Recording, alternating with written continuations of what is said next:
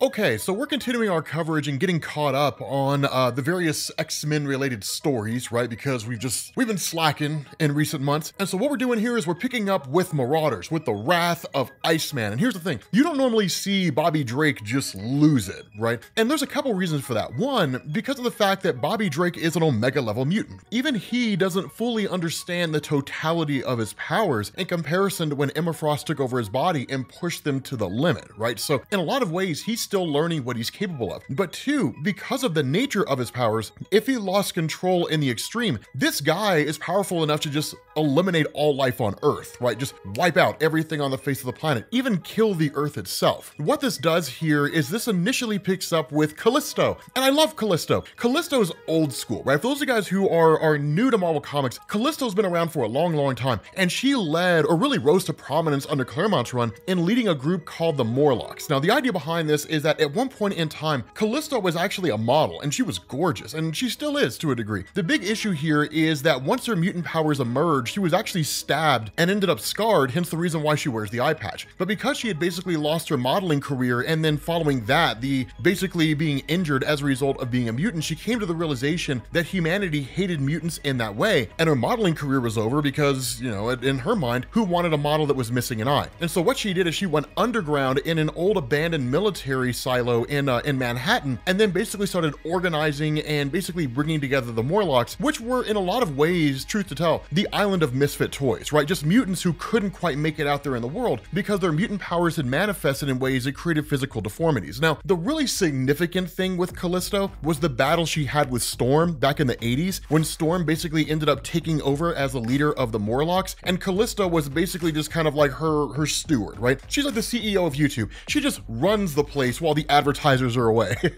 But no, in all seriousness, Callisto basically ran the Morlocks while Storm was gone, right? And it was a way for Storm to basically assert her dominance and to say, yes, I'm the leader of the Morlocks, but also allow Callisto to maintain her dignity and keeping her role as the leader of the Morlocks. And so the result of this is that, of course, with everything going on in Krakoa, that Callisto is now here on Krakoa and basically working alongside pretty much all the other mutants that are, you know, operating in this place. And so one of the funny things here is that she's given an offer by Emma Frost, which is basically for Callisto to become the White Knight of the Marauders, right? The Hellfire Club, to kind of give her a rank among this particular organization. Now, initially Callisto seems to be hesitant against it, but in all honesty, it's a pretty big promotion. When it comes to the nation of Krakoa, one thing that I want to specify here, when it comes to Krakoa, 95% of occupants there just sort of live, and they probably end up performing what are basically menial tasks when it comes to society as a whole, right? Making food or something like that. A task where they could just be easily replaced by anybody else. And then you have individuals out there that play more significant tasks. The Marauders are exceedingly important because they basically go out into the world, find mutants that are being held against their will, free them, and then give them the option to come to Krakoa or to strike out on their own and try to make a life for themselves outside of Krakoa. And so Callisto being granted this opportunity is due to the role she played in being a founder of the Morlocks. She's got experience with this, right? And so what you end up doing is switching over to what is basically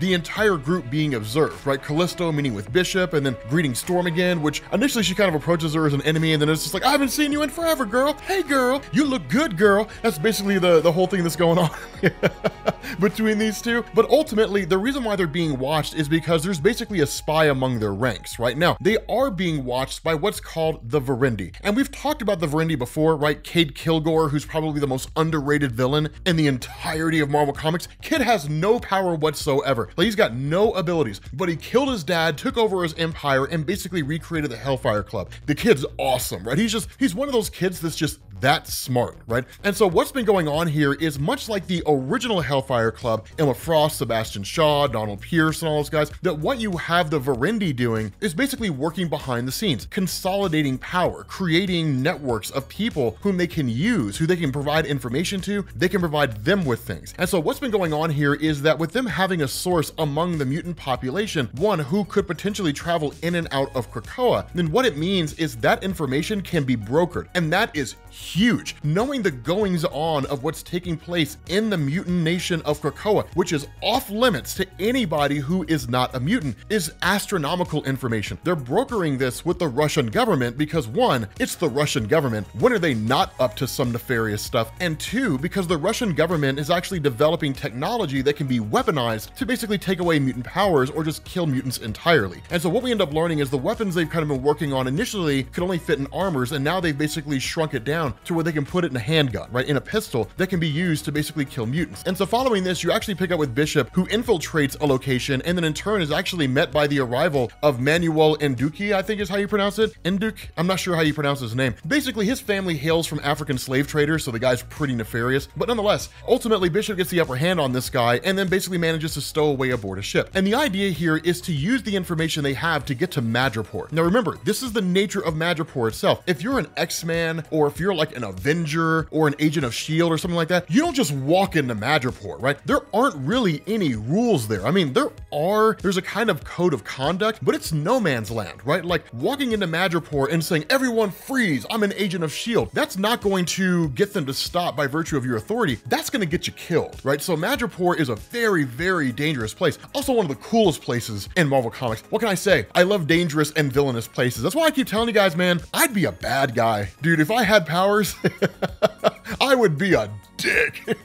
I would just do terribly villainous things. I'm sorry. I mean, I wouldn't kill people, but I'd probably rob folks, right? Don't judge me. You guys would do the same thing too. So once this all kind of kicks off, right? Once everything sort of goes on, you switch over to the Quiet Council itself. This is not overly important, but one of the things to remember in the previous story that we covered with the Marauders, technically Kitty Pryde's the leader of the team, but Sebastian Shaw killed her, right? Just like sprayed her down, threw her over the ship and called it a day. And so nobody really knows that Sebastian Shaw killed Kitty Pryde. Emma Frost seems to kind of have some inclination that maybe something's going on, and she could read the mind of Sebastian Shaw, but one of the things that takes place among the Quiet Council is they're all equal members. And so reading the mind of Sebastian Shaw would be like treating him like a subordinate, right? Doing it without his permission is a violation. And so that would actually get Emma Frost kicked off the Quiet Council and possibly even thrown in the prison in Krakoa. And so it's something that she just doesn't do. Plus, it's just a general respect for the people who are equal to you in your position. And so what you end up getting here is Bishop on his way to Madripoor, right? To basically infiltrate or gain information they can on who it is that's quote unquote working against them behind the scenes. And while he's on this sub or while he's on this boat, he actually stumbles across the body of Kitty Pryde. Now, of course, the body's also discovered by the crew themselves, but this hits Emma Frost pretty hard, right? Because she's like, okay, so we finally know what happened to Kitty Pryde. She's basically dead. When the body's recovered by these Russian soldiers, if you want to call them that, along with Bishop, of course, who's posing as one, that basically Emma Frost, who's in a telepathic connection with Bishop, confirms the body's dead. But Bishop also takes one of the ropes that were used to bind Kitty Pryde's legs. And then in turn, they end up discovering that Bishop is actually a mutant. And ultimately, because of the fact that he'd been in contact with Emma Frost, and because he'd said, we found the body of Kitty Pryde, the number one motivation of Emma was get the body of Kitty Pryde, right? We're not going to let the body of one of our greatest mutants fall in the hands of humans that would basically do terrible things to it, right? That would string it up, put it on public display, parade it around the world saying we killed a mutant, using it for propaganda purposes, different things like that. And so what ended up happening here is Emma Frost actually assembled the Marauders and then immediately sailed to the location of where Bishop was at. And this is when you get to see one of these amazing moments with Iceman, right? It's not super lengthy, but as these guys are making their way through here, suddenly everything starts getting cold and then these guys start to freeze up, right? And one of the guys like the Marauders are here, you know, and then they realize it's Iceman, right? And the crazy thing is one of these guys starts stripping off his clothes and he's like, God, I'm absolutely burning up, right? Just losing his mind. Suddenly, like the door busts open and you get just this amazing full page splash of Iceman and he's just like murderers, right? This guy is pissed. And that's one of the things, remember, the rule of Krakoa, kill no man. And so Bobby Drake doesn't kill them, but he certainly tortures them, right? Like he freezes them to the point that their fingers start breaking off. He rips off one of their arms. He basically gives these guys frostbite, not enough to kill them,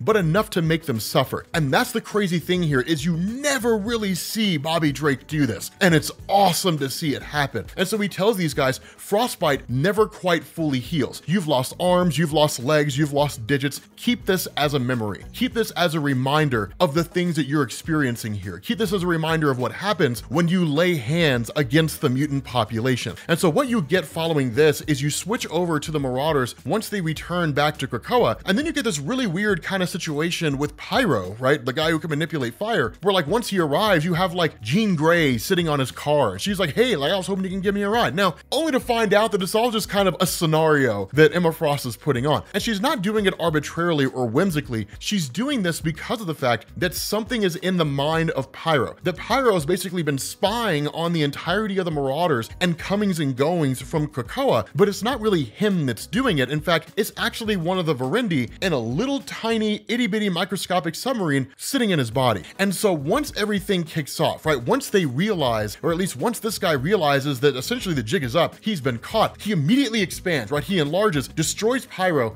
and then annihilates Emma Frost in the process, and then basically bails out to Madripoor. Right now, here's the beauty of all this. It's a ruse. None of it actually happened. Instead, as soon as all this went down, as soon as Emma Frost realized that Pyro was basically not really possessed, that's not really the right phrase to use, but somebody was essentially piloting Pyro, if you can call it that, she basically called together the Stepford Cuckoos, Magneto, and then Bishop, and it's all just basically a trick, using a combination of Emma Frost's powers, which are basically kind of being bolstered and enhanced by the Stepford Cuckoos. They created that entire illusion around what is basically Yellow Jacket. Not Hank Pym, Yellow Jacket's just the name this guy is using, but ultimately Magneto, while this Yellow Jacket guy is having this whole illusion, believing that he's sailing back to Madripoor and he's going to be back with the Verendi and everything's going to be cool, that Magneto pulls a submarine out and then basically just sends it flying. Right now, of course, the entire incident and all this had been wiped from the mind of Yellow Jacket, so he couldn't actually report to the Verendi what happened. But it's one of those crazy things, because this is one of those instances when somebody managed to completely infiltrate the mutant population. And that's one of the things that I hope you guys are noticing here, is that this kind of a situation has happened on a few different occasions. That one of the first things Marvel established when it came to the mutant nation of Krakoa, they're not invulnerable. They're not immune to infiltration or being taken over by some force out there. That at the end of the day, they cannot guard every door successfully, and somebody will make their way in. But the way that Emma Frost gets her point across is fantastic here. So what she does is she basically bonds, or at least, you know, takes the hand of Pyro, and then she essentially says, okay, let's begin the opening remarks. And so what you have is like the Verendi, right? Cade Kilgore and all these young kids, these members of this kind of new Hellfire club who are talking about their home in Madripoor, celebrating their success. And then Emma Frost chimes in telepathically, right? Says, yes, yes, lift a glass of the good stuff to your big secret spy mission. Yellow Jacket is on his way back to you here in Madripoor. He won't remember a thing, but do warn him not to land in Krakoa again. And then she says, frankly, I'm embarrassed for you. You're children playing a game mirroring our old club. I do hope you guys grow up, right? And she says, this is the only warning you will receive to stay out of mutant shipping lanes. I pride myself on being the cooler head because there are mutants whose blood runs much hotter than mine. And using her power of telepathy, she basically forces the Verendi to experience what it's like to be burned alive at the hands of Pyro. Now, this is a huge deal because at the end of the day, the Verendi really were just kids playing a grown-ups game, right? When it comes to the Hellfire Club, they'd been doing this for a long time, right? They were very influential, very powerful. These kids have no idea what they're doing. And so it's kind of funny to see Emma Frost appearing to this kind of remade version of the Hellfire Club of these younger kids and just being like, what, like, I mean, it's cute what you're doing here, but come on, guys, you're painfully out of your league, right?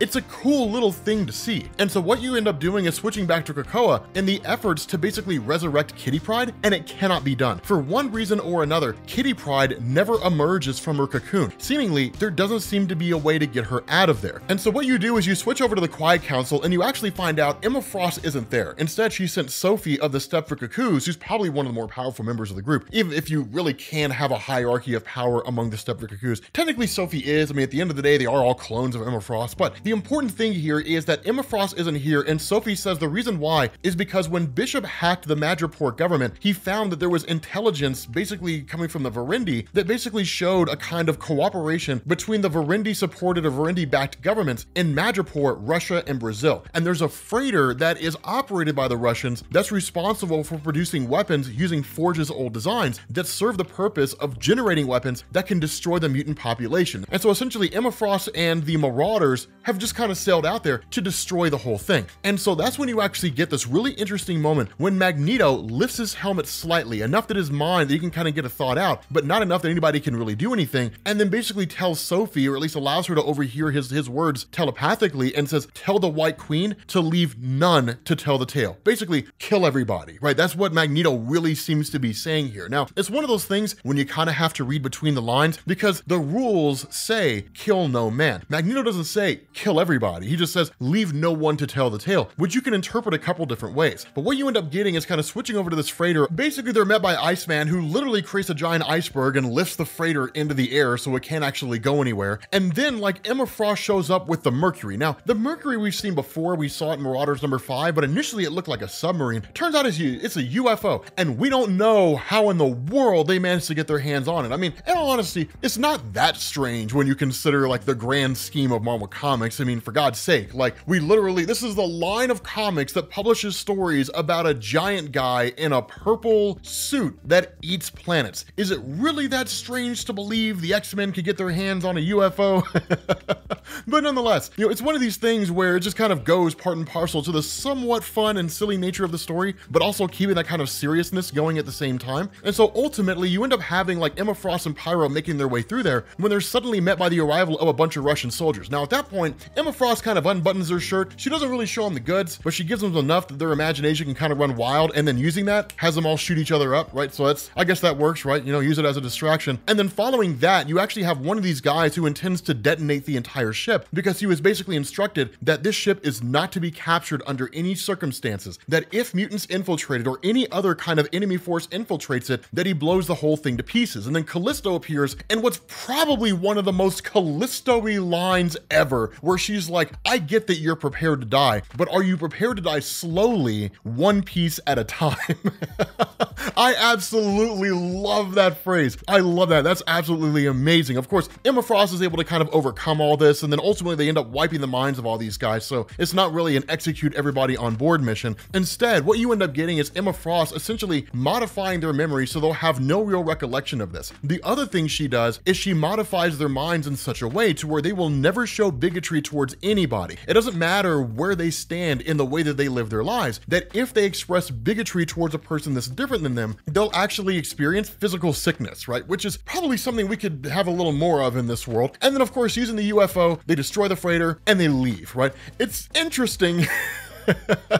It's a little wonky and a little wild, but what you actually end up getting here is this really, really cool revelation, right? So following the funeral that's put on for Kitty Pryde, due to the fact that they basically seem to give up on the idea of resurrecting her because there doesn't really seem to be a way to bring her back, that what ends up happening is that while Emma Frost is grieving over the loss of Kitty Pryde, that suddenly Lockheed returned. Now remember, Lockheed was with Kitty Pryde at the time that she had her powers nullified using Krakoan seeds by Sebastian Shaw and then thrown into the ocean to drown. In his hubris, Shaw didn't check to see if Lockheed was alive, and the fact that he is, and the fact that Emma Frost can read the mind of Lockheed basically reveals that Sebastian Shaw was the one who took out Kitty Pryde, right? Sebastian Shaw was the one that did her in. And this is when Emma Frost starts to lose it, and her initial inclination is to kill Sebastian Shaw. But before that, she's like, no, we're gonna make him suffer first, right? We're gonna make him suffer. First, we're gonna worry about Kitty Pryde, then we'll worry about him. And so once Lockheed is taken to the healing gardens, and basically Xavier explains to Emma Frost that, again, kind of a reminder, there doesn't really seem to be a way to bring back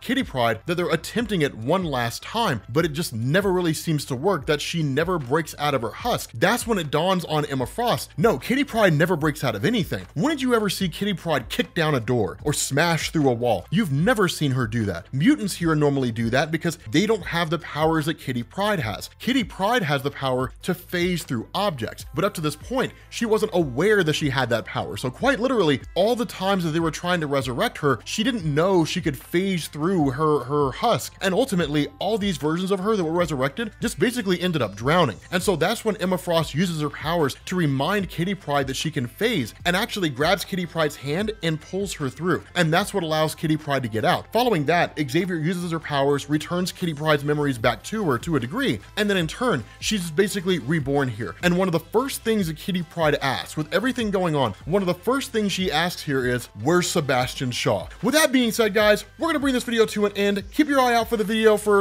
I guess later on today, for the second part of this, when they actually catch up with Sebastian Shaw and they help him understand his place in the bigger picture in probably the best way ever. And I will catch you all later. Peace.